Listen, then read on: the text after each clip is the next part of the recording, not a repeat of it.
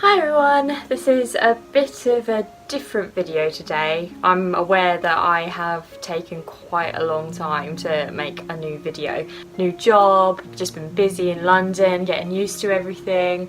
I haven't really got a very good excuse, but I figured now was time to do a new video. Facebook notified me the other day about it obviously being my birthday coming up, 5th of August, just in case you wondered. They asked me if I would like to choose a charity to ask people to donate to.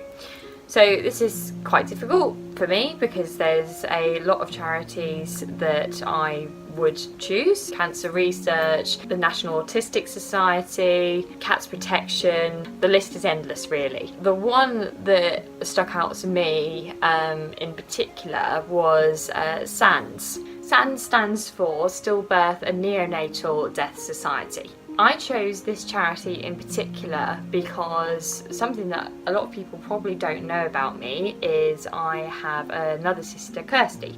So in total, I have 3 sisters and a brother.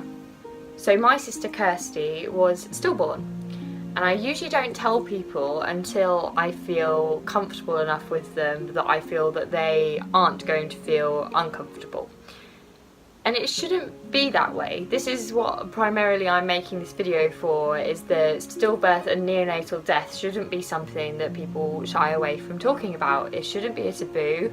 It should be something that people feel that they should be able to talk about. One of my earliest memories is of being in a chapel at the hospital in King's Lynn. I was given a flower to go up to the front of the chapel to lay down when my sister Kirsty Anne Tuttle's name was read. I must have been around 3 or 4.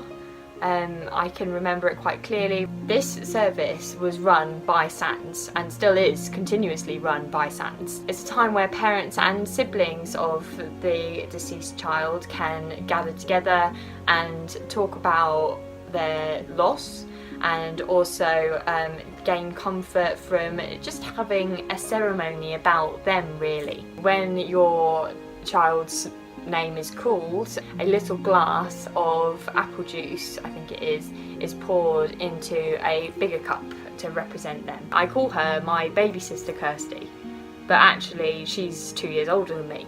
The King's Lynn SANDS is run by Angela and Danielle, who are fantastic. They're so good at their jobs and I just put my hat off to them really.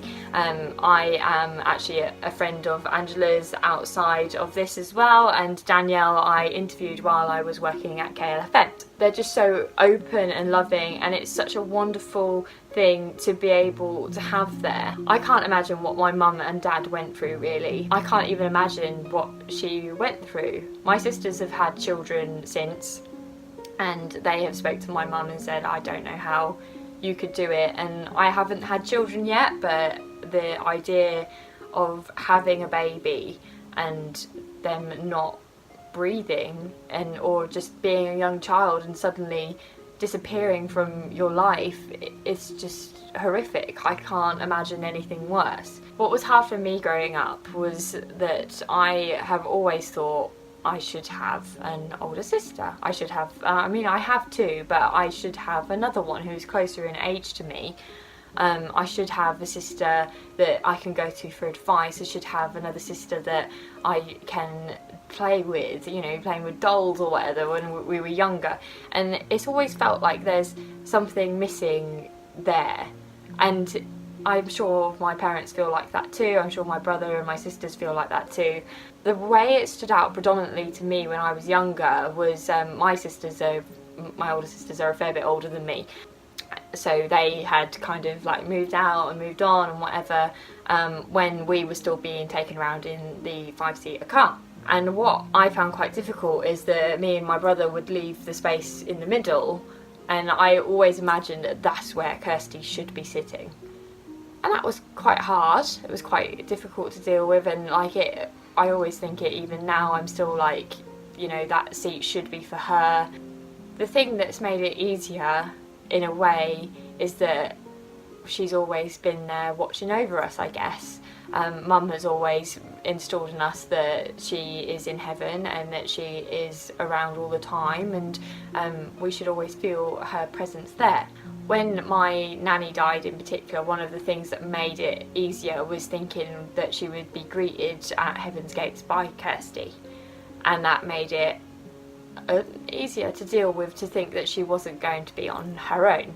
So basically the point of this video is obviously to raise a bit of awareness and to make people feel like they can talk about it. But as well as that, I have this Facebook fundraiser. I'm trying to raise money for support groups such as SANDS to make people feel like they can talk. It's never easy sitting in a chapel and hearing parents around you crying and sobbing over their lost child, and it's something that I think the support is immense and it means so much to people, and to not have a service like that there, I don't know where we would have been. I don't know whether I would have felt that I could talk about what happened and talk about my sister, because who better to understand it than people that have been through it themselves. They're even better now, especially with siblings in particular. Angela and Danielle now arrange parties and get-togethers for the children so that they feel they can talk about it too. I guess the best way to look at it is that she's always here and she's always looking out for me, and you know, she's my sister. So yeah, basically I just wanted to talk about that today.